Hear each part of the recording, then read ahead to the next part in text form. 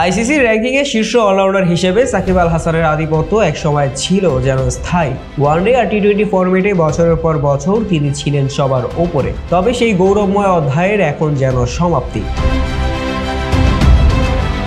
সাম্প্রতিক র্যাঙ্কিং আপডেটে দেখা যাচ্ছে সাকিবের নাম আর নেই আইসিসির ওয়ানডে এবং টি-20 র্যাঙ্কিংয়ে। এক সময় শীর্ষস্থানটা যার জন্য বরাদ্দ মনে হতো, সেই সাকিবের নাম এই তালিকা থেকে মুছে যাওয়া অনেকের কাছেই বিস্ময়কর। কিন্তু কেন নেই সাকিব? আইসিসি র্যাঙ্কিং এর মূল কাঠামোতেই লুকিয়ে আছে এই প্রশ্নের উত্তর। একজন খেলোয়াড়ের র্যাঙ্কিং নির্ধারণ হয় তার সাম্প্রতিক পারফরমেন্সের ভিত্তিতে। যে কোনো ফরম্যাটে দীর্ঘদিন না খেললে সেই খেলোয়াড়ের নাম র্যাঙ্কিং থেকে বাদ দেওয়া হয়। টি-20তে সাকিবের সর্বশেষ ম্যাচ খেলেছেন এবছরের জুনে। পরে তিনি নিজেই বলেছেন আন্তর্জাতিক টি-20 ক্রিকেটে আর ফেরার ইচ্ছে নেই, তাই এই ফরম্যাটের র্যাঙ্কিং থেকে তার নাম বাদ পড়েছে স্বাভাবিকভাবেই। কিন্তু ওয়ানডের ক্ষেত্রে কি হলো?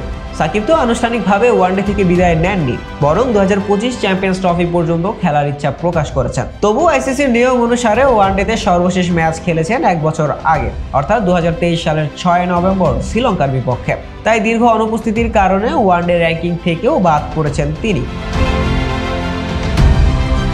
অথচ এই সাকিবই ওয়ানডে ফরম্যাটে 11 বার বছর শেষ করেছেন 1 নম্বর অলরাউন্ডার হিসেবে। টি-20তেও তার রাজত্ব ছিল। 2015 সালে তিনি টেস্ট, ওয়ানডে এবং টি-20 তিন ফরম্যাটেই একসঙ্গে শীর্ষ অলরাউন্ডার হওয়ার অনন্য কীর্তি করেছিলেন। এমন অসাধারণ এক ক্যারিয়ারে এই মুহূর্তটা হয়তো তার ভক্তদের জন্য হতাশাজনক।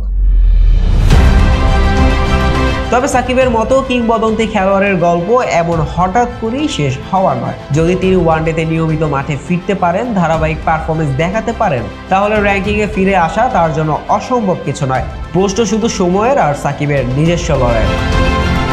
শাহরিয়ার আহমেদ জয়, ডেস্ক রিপোর্ট, আইকন স্পোর্টস।